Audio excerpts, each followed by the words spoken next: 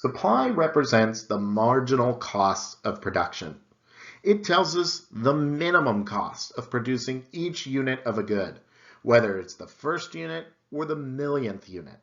And that minimum cost includes both explicit costs of production, like the cost of inputs, and implicit costs, like other opportunities. That is all we need to identify the determinants of supply. Costs are bad. Nobody likes costs, including suppliers. So when costs fall, supply increases. Supply will increase when the price of inputs fall. For example, if wages paid to workers falls, or the cost of acquiring raw materials falls, or the rent paid on the land used falls, supply will increase. If the product becomes cheaper to produce, then supply increases and shifts to the right. Alternatively, instead of making inputs cheaper, we could instead find a way to use less of them. That's an increase in productivity. If we install new machines that can do the job of 10 old machines, we have increased the productivity of the capital we are using.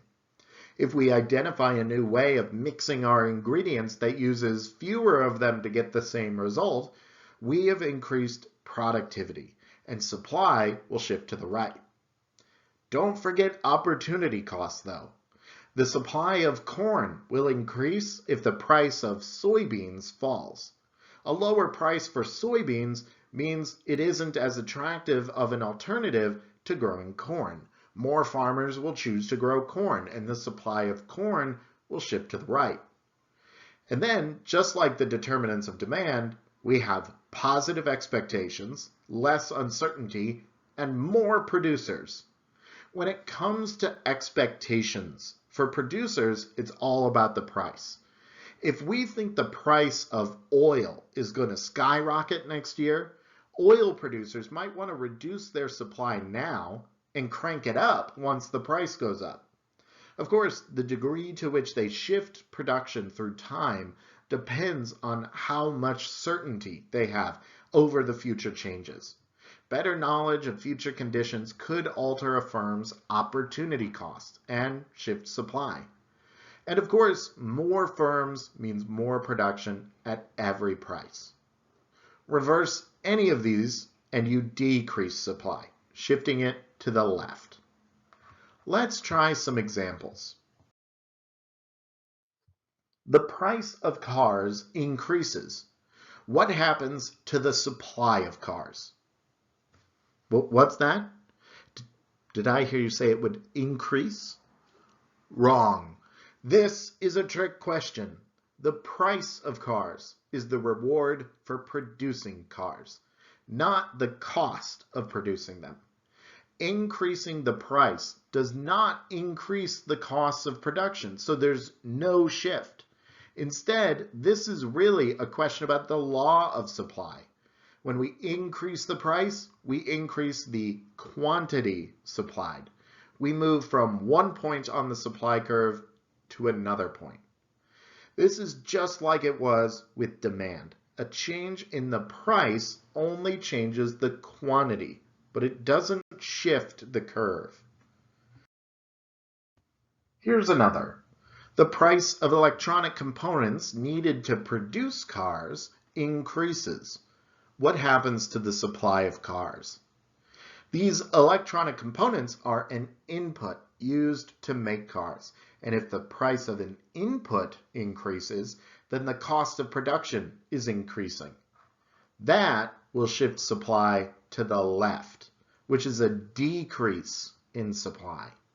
You can see now firms are producing fewer cars at every possible price. What happens to the supply of cars if the price of motorcycles falls? When I've asked students this in the past, sometimes I get an answer that goes like this. Well, if the price of motorcycles falls, people are going to buy more motorcycles, which means they'll buy fewer cars and the supply of cars will go down. It is hard to break the habit of thinking about the whole market at once. Yes, if the price of motorcycles falls, people will buy more motorcycles. But changes in consumer behavior do not shift supply. They shift demand. Perhaps the demand for cars will fall, but that tells us nothing about supply.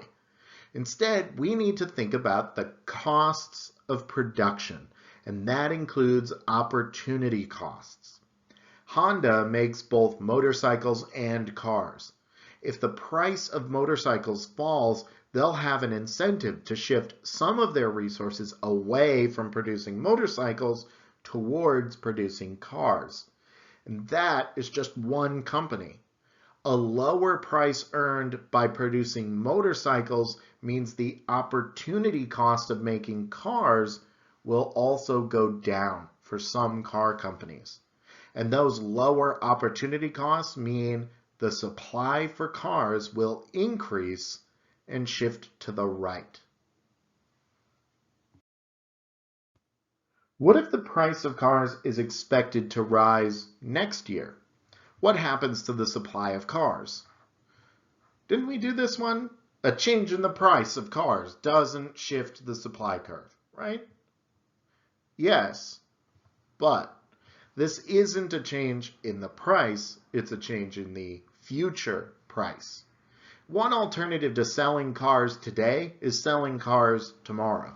The future price could be an opportunity cost. Why sell a car dirt cheap today when you can sell it at a premium tomorrow?